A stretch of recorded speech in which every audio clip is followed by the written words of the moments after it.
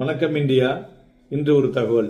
இன்றைய தினம் நீங்கள் கிரெடிட் கார்ட்ஸ் உபயோகப்படுத்தாத யாருமே கிடையாதுன்னு சொல்லலாம். அதில் நீங்கள் தெரிஞ்சுக்க வேண்டிய சில விஷயங்கள், ஏன்னா அதுதான் நிறைய கன்ஃபியூஸ் ஆகி பணத்தை விடுறாங்க.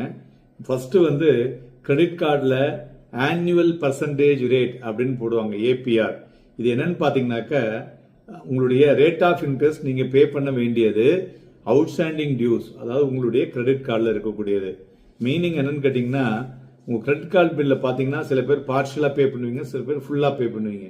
இந்த பார்ஷியலாக பே பண்ணும் பொழுது இந்த அன்பெய்டு அமௌண்ட் இருக்கு இல்லையா, அதுக்கு ஒரு இன்ட்ரெஸ்ட்டை போடுவாங்க, அதோட சில அட்மின் சார்ஜஸ்னு போடுவாங்க. இதெல்லாம் பார்த்தீங்கன்னா இது அவங்களுடைய பர்சன்டேஜ் ஏபிஆர் பார்த்தீங்கன்னாக்க டோட்டலாக 36% 42% வரலையும் வரும்.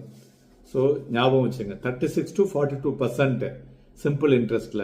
பட் இந்த ரேட் பார்த்தீங்கன்னா உங்களுடைய purchase and cash advances, balance transfer and penalties எல்லாம் சேர்ந்து மொத்தமாக கொண்டு வருவாங்க. அடுத்தது ரெண்டாவது தெரிஞ்சுக்க வேண்டியது ஆனுவல் ஃபீ. இது பார்த்தீங்கன்னா எல்லா கார்டுக்குமே ஒரு ஆனுவல் ஃபீயை வச்சிருப்பாங்க. ஆனுவல் ஃபீ வெய்வர் இருந்ததுனால் உங்களுக்கு சார்ஜ் பண்ணியிருந்தா நீங்கள் அவங்களுக்கு ஃபோன் பண்ணி கேட்டிங்கன்னா தான் அந்த ஃபீயை வெயிட் பண்ணுவாங்க, இல்லைன்னா அதுவும் டேக் இட் கிராண்டட்னு எடுத்துருவாங்க. மூன்றாவது கிரெடிட் லிமிட். இது நீங்க எவ்வளவு பாரோ பண்ண முடியும் உங்களுடைய கிரெடிட் கார்டுல அப்படின்னு இருக்கு. இந்த limit fixed by the bank. அதனால அதையும் கரெக்டா அதை பாத்துங்க. நான்காவது மினிமம் அமௌண்ட் டியூ. உங்களுக்கு பாத்தீங்கன்னாக்க எப்பொழுதும் நீங்க இந்த மினிமம் அமௌண்ட் டியூ கட்டுங்க, போறோம் அப்படிம்பாங்க. அந்த மினிமம் அமௌண்ட் டியூ கட்டினீங்கன்னா மீதி உள்ள அமௌண்ட்டுக்கு ஆட்டோமேட்டிக்கா இன்ட்ரெஸ்ட் பே பண்ற மாதிரி ஆயிடும். இது பாத்தீங்கன்னா யூஸ்வலா அந்த மினிமம் அமௌண்ட் டியூங்கிறது 5% வச்சுப்பாங்க. சப்போஸ் உங்க கையில 25% வரலையும் கட்ட முடியும் அப்படின்னா யூ பே த அமௌண்ட். அப்படி பண்ணும்பொழுது உங்களுக்கு அந்த வட்டி அவங்க போடக்கூடியதும் கம்மியாகும், உங்களுடைய சுமையும் கம்மியாகும். அடுத்தது பில்லிங் சைக்கிள் தான் ரொம்ப முக்கியமானது. இது பாத்தீங்கன்னா 28 to 31 டேஸ்ல தான் அந்த பில்லிங் சைக்கிள் வரும். அதுல இருந்து ஒரு 15 நாள் உங்களுக்கு கிடைக்கும். இதை நீங்க ப்ராப்பரா பிளான் பண்ணி பண்ணீங்கன்னா ஒரு மாசத்துக்கு உங்களுக்கு ஃப்ரீயா பணம் கிடைக்கும்.